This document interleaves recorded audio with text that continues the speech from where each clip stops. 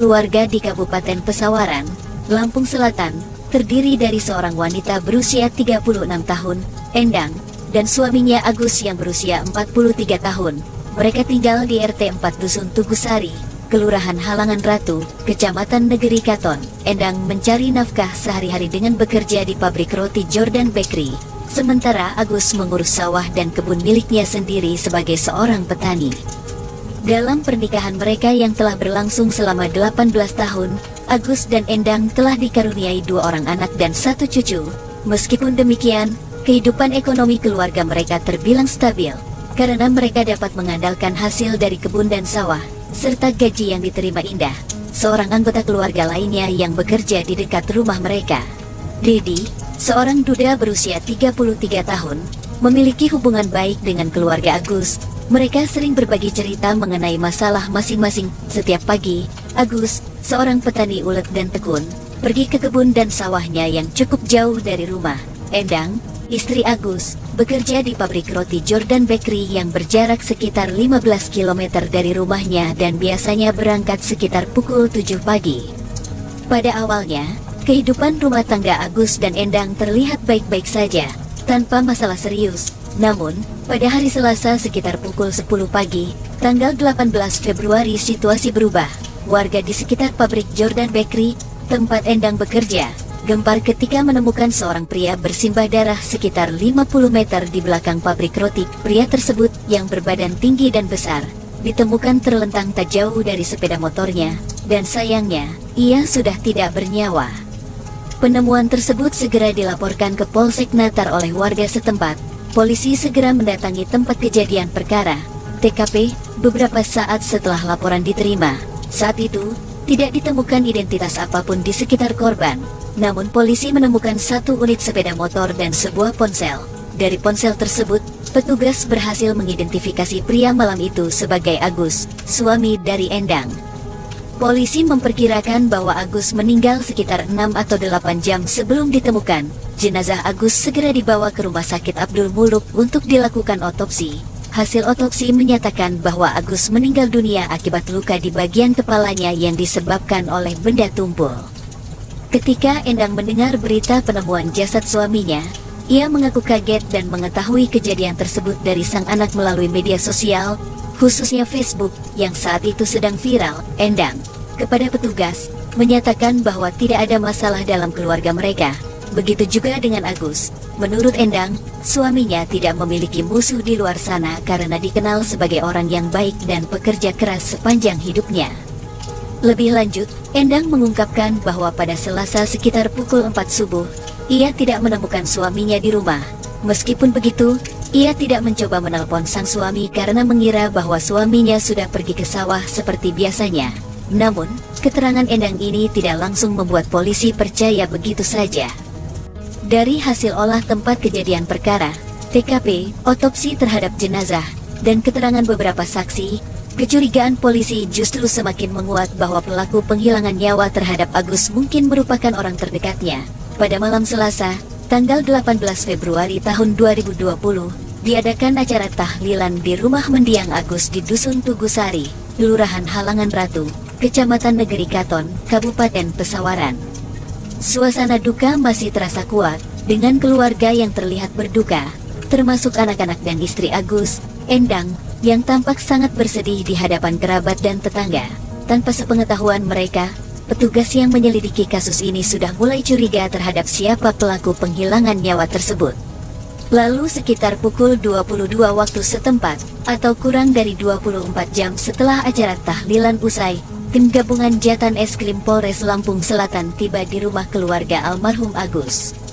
Kali ini, tujuannya adalah untuk mengamankan alias menangkap Endang, istri dari Agus. Hampir bersamaan, petugas juga mendatangi rumah Dedi yang terletak tepat di depan rumah Agus. Dengan maksud untuk mengamankan alias menangkapnya, polisi menduga bahwa pria itu terlibat dalam aksi penghilangan nyawa terhadap Agus, tetangganya sendiri. Ketika akan diamankan, Dedi bahkan dihadiahi sebutir timah panas di kakinya karena hendak melakukan perlawanan.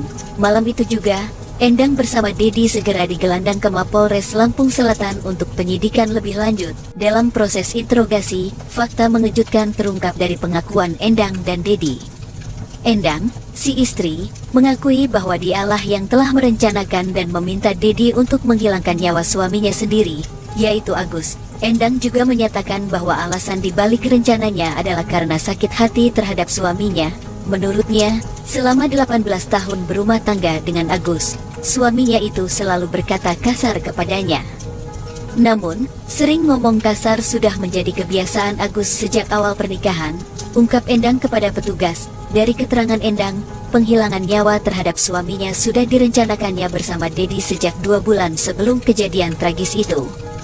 Bahkan sebelum peristiwa tersebut, Endang sengaja menciptakan cerita palsu dengan memberitahu suaminya bahwa ia sedang terlibat hubungan dengan seorang pria berinisial K yang tinggal di desa tidak jauh dari pabrik tempatnya bekerja. Mendengar pengakuan Endang, Agus tentu merasa cemburu dan marah. Akibatnya, Agus sering bercerita kepada Dedi, tetangganya, tentang rasa cemburunya dan perasaan sakit hatinya terhadap pria berinisial K. Tanpa sepengetahuan Agus, perselingkuhan Endang dengan pria berinisial K hanyalah rekayasa dan bagian dari rencana yang disusun oleh Endang dan Dedi untuk memancing kemarahan Agus. Sebenarnya, Endang dan Dedi sudah berselingkuh sejak setahun terakhir tanpa sepengetahuan Agus. Kedua sejoli itu kemudian membuat skenario untuk menjauhkan Agus, suami sah dari Endang. Dalam keterangannya kepada petugas, Dedi mengakui bahwa hubungannya dengan Indah, istri tetangganya sendiri, sudah berlangsung sejak setahun terakhir. Dedi mengungkapkan tanpa rasa malu bahwa saat suami Indah pergi membaca ke sawah, ia berada di rumah dengan Indah. Lebih lanjut, sebelum peristiwa penghilangan nyawa terjadi pada Senin malam, tanggal 17 Februari, Dedi sengaja datang ke rumah Agus untuk bertamu. Saat itu, ia menanyakan tentang rasa sakit hati Agus terhadap sosok pria berinisial K yang diduga sebagai selingkuhan istrinya. Dedi juga dengan sengaja menciptakan cerita, memberitahu Agus bahwa pada jam 1 dini hari nanti, Endang akan bertemu dengan K di dekat pabrik roti tempat Endang bekerja. Kemudian, Dedi menawarkan diri untuk menemani Agus pergi ke rumah K untuk membahas masalah ini. Agus yang termakan tipu muslihat Dedi, pergi bersama Dedi dengan membawa sebuah golok, beriringan dengan sepeda motor masing-masing untuk menemui pria berinisial K. Sesampainya di belakang pabrik Jordan Bakery, tepatnya di desa Sukarame, desa Haruyang, kecamatan Natar, Agus menghentikan motornya untuk buang air kecil sebentar. Saat itulah, dari arah belakang, Dedi menghujam bagian kepala Agus dengan shockbreaker sepeda motor yang telah dibawanya dari rumah. Akibatnya, Agus ambruk seketika. Untuk memastikan Agus benar-benar kehilangan nyawa, Dedi beberapa kali mengarahkan shockbreaker di tangannya ke arah Agus hingga benar-benar tidak bergerak lagi. Dedi lalu membuang alat yang digunakannya untuk menghilangkan nyawa Agus di sebuah parit yang tidak jauh dari lokasi kejadian. Sekitar pukul 3 dini hari, Dedi mengirim SMS kepada Endang dengan hanya mengatakan, "Begitu saja." Barulah pada keesokan paginya, jasad Agus ditemukan dan si istri, Endang, berakting di depan semua orang bahwa ia tak tahu menahu dan sangat merasa bersedih dengan kejadian yang menimpa sang suami. Setelah diselidiki lebih mendalam, motif Endang dan Agus yang awalnya hanya mengaku karena sakit hati, lantas berubah. Alasan sebenarnya mereka melakukan penghilangan nyawa adalah agar hubungan mereka tidak ketahuan dan mereka berharap dapat terus bersama-sama tanpa dicurigai. Dalam konteks hukum, mereka dihadapkan pada pasal berlapis, yaitu pasal 340 KUHP untuk pasal 338 KUHP tentang penghilangan nyawa berencana. Ancaman hukuman yang dihadapi adalah hukuman mati, penjara seumur hidup, atau 20 tahun.